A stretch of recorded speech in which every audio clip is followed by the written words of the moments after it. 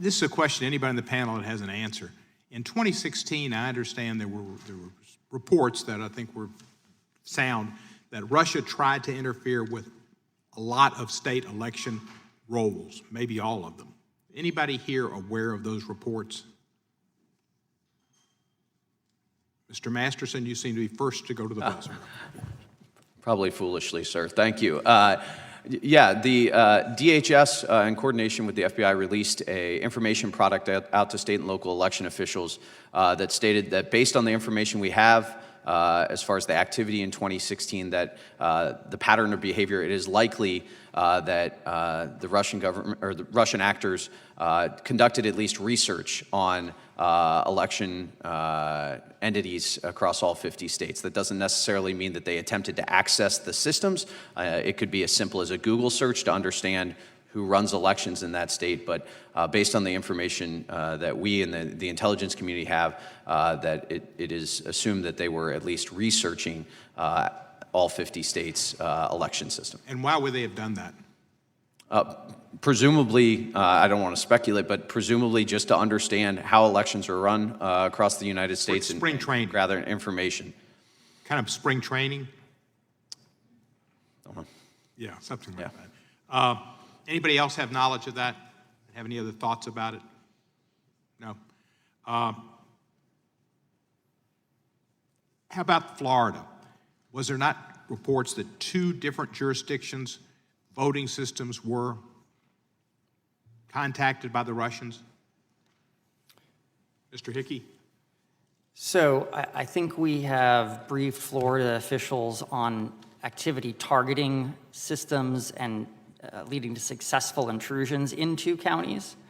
But I think it's important to be clear, we've also reached the conclusion that there was no material impact on registration or vote counting based on the evidence that we've seen. So I think it is important to be clear about that.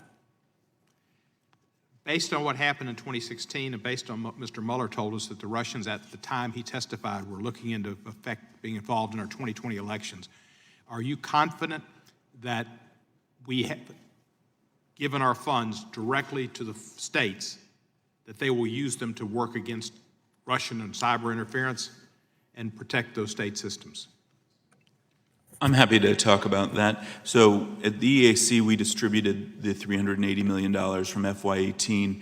And as I mentioned in my opening statement, it appears that the vast majority of that will be spent. We're seeing over 90% of that going toward improving security.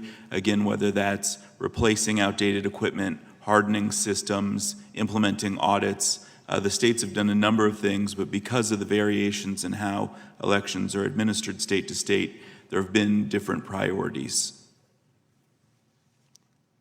Mr. Masterson? Sir, just briefly on that, we worked with our Government Coordinating Council, which has 24 state and local election officials as a member, to identify priorities for that funding. And what we've seen is states have taken that information, which is data-based on our work with the states on where risks lie, and used it to apply. And I'll give you a very specific example. Prior to the 2018 election, the state of Wisconsin deployed 2-factor authentication out to all of its local election officials for the statewide voter registration database, which may seem unremarkable until you realize they have 1,800 local election jurisdictions in the state of Wisconsin and almost 3,200 users of the statewide voter registration database. And so that's a very focused, targeted step, base level that they've taken and used the money. Let me ask you this, Mr. Masterson. Director Krebs has emphasized the importance of protecting the campaigns based on what happened in 2016 with interference with the DNC, the Clinton campaign, stolen emails, et cetera. He said, shame on us if we're not ready this time around. Have you consulted with the president or anyone involved in his re-election campaign? Sir, we have made contact with not just the Trump campaign, but campaigns across the presidential election, presidential campaigns, to make sure that they are aware of our services and information sharing responsibility. So Mr. Mulvaney did not contact you as he did your superior and say, this is a very sensitive subject for the president, don't mention it or dance around it or whatever? No, sir. Okay, Ali and free, that's great. I